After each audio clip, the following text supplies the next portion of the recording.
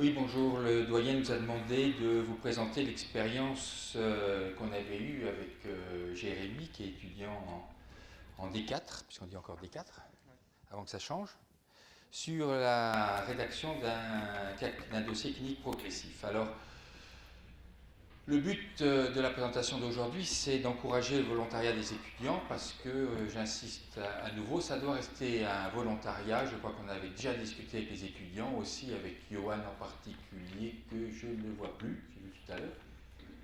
C'est pas le même. Il y a un deuxième Johan. Et il faut que ça reste un volontariat.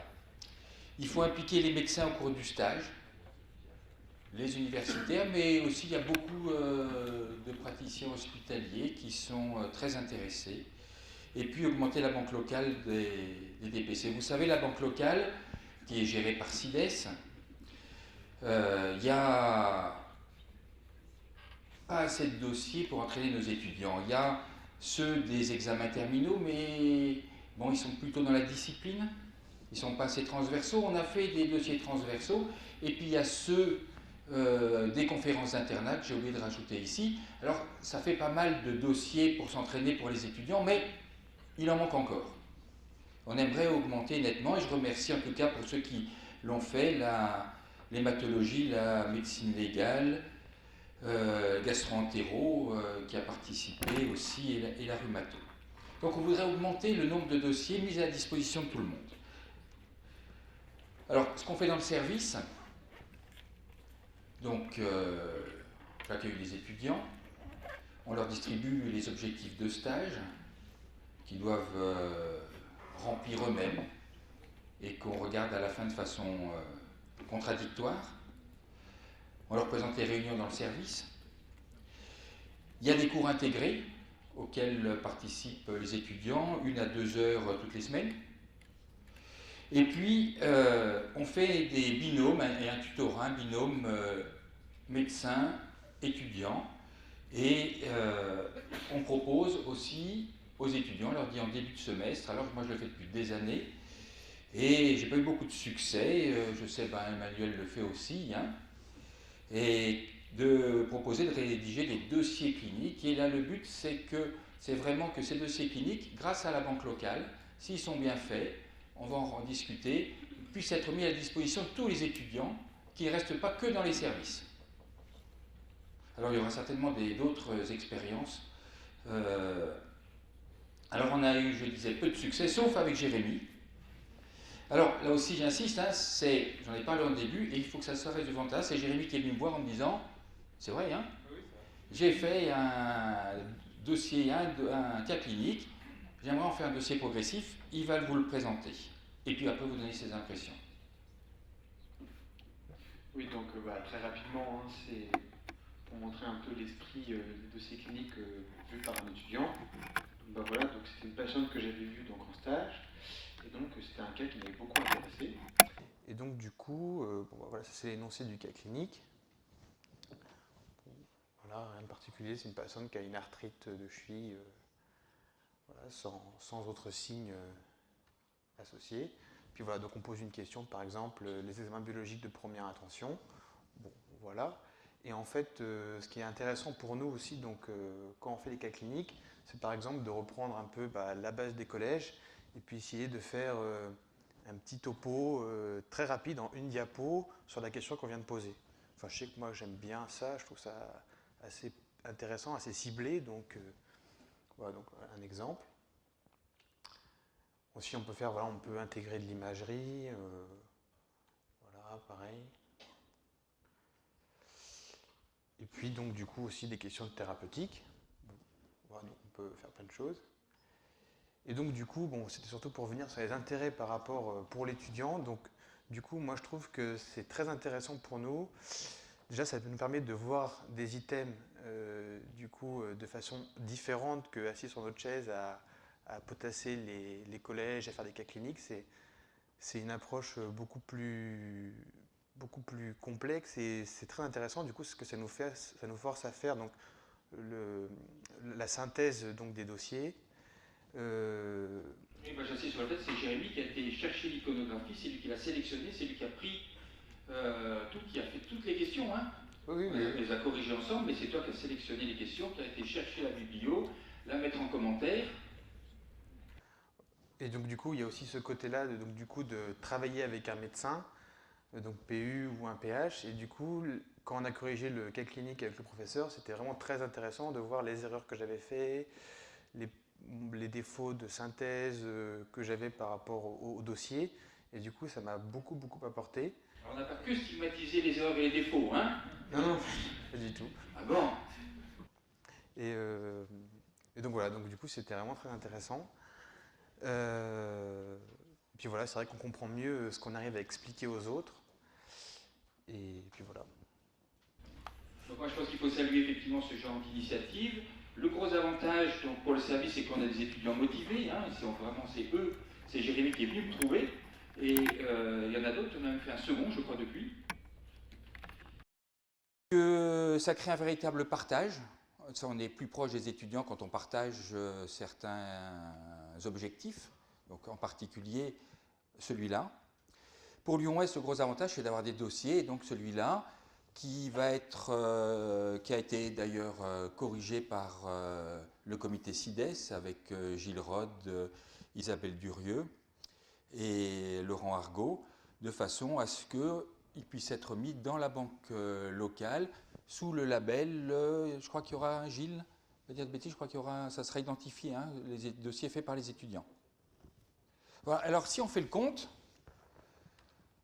donc si tous les étudiants en font, il y a 350 étudiants, ils ont 6 stages, c'est ça à peu près? Non, oui, 6 semaines, toutes les 6 semaines ça tourne dans l'année. Donc il y aura rapidement un nombre très conséquent de dossiers. Alors, bien sûr, il faut que ça reste du volontariat, ce n'est pas donné à tout le monde. Ça prend du temps, combien de temps tu estimes? Je dirais 4 heures de travail, après il faut connaître la patiente aussi. Je pense que ça dépend. Donc 4 heures de travail pour un dossier, c'est ça? Moi, il m'en faut plus pour faire un dossier. Mais bon, les jeunes, ils vont plus vite. Non, mais 4 heures en sachant que tu connaissais déjà le dossier. Oui, voilà, oui, c'est ça. Voilà. Donc, le but de l'intervention, c'est que dans tous les services, on encourage les étudiants à le faire, que ça ne soit pas valorisé, qu'il n'y ait pas de points, mais qu'on arrive à une masse critique de dossiers pour incrémenter la banque locale grâce aux initiatives des étudiants dans ce domaine. Je vous remercie.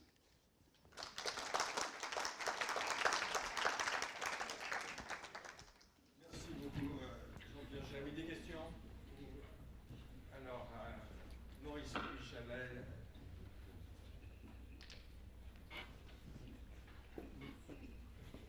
Pourquoi pas le mettre comme un objectif de stage? À partir du moment où il y a une expérience qui est magnifique de côté des étudiants, où ça apporte quelque chose d'important sur le plan de ces dossiers, où ça ne lui a pas fait perdre de temps, je pense, parce que justement ça lui a appris des choses dans la spécialité et au cours de son stage. Pourquoi pas le mettre comme un objectif de stage et que chaque étudiant doit, pendant alors c'est peut-être pas le mettre comme une obligation, mais un vrai objectif. Alors on a discuté, c'est vrai que nous on était un peu dans cet objectif-là en disant, ben voilà, on veut la masse critique, on va augmenter. C'est les étudiants, et je crois qu'ils ont raison, qui étaient plutôt contre. Est-ce qu'il y en a un qui veut s'exprimer sur ce sujet? Il faut que ça reste une initiative, un volontariat. Je sais qu'Yvan a très envie d'en parler, et du coup je peux en parler un petit peu. Quentin d'abord, et puis après, Quentin répond, puis après on va faire tourner les micros. D'accord, donc justement faire des DCP en stage, alors moi je suis pas en deuxième cycle, mais j'étais pas mal inscrit dans ces discussions-là, et c'est vraiment un objectif qu'on essaye de se fixer nous en tant qu'étudiants, et justement on se dit pourquoi pas en faire en stage, exactement. Cette question, on l'a posée et on la reposera, et je pense qu'Evan, on peut en dire un peu plus sur le sujet. Attends, on va conduire la discussion d'abord là et ensuite. Oui, juste une question pour la pratique. Nous on fait ce binôme avec une fois par mois un étudiant, juste parce que ça restait dans le service actuellement, pour incrémenter ces bases, est-ce que pour que ça soit un peu homogène, il y a un nombre de questions qui seraient à recommander, un support déjà prêt, pour pas que vous retrouvez selon les services et habitudes avec la différence? Est-ce qu'il y a eu cette réflexion? Gilles peut-être. Gilles Rode pour la réponse. Alors effectivement, l'objectif c'est de suivre les recommandations de l'OCN, donc faire des dossiers progressifs avec 15 questions et 5 propositions de réponse sont les recommandations et les étudiants ont rédigé un courrier et à ce courrier est joint justement une petite note pratique pour construire ce dossier.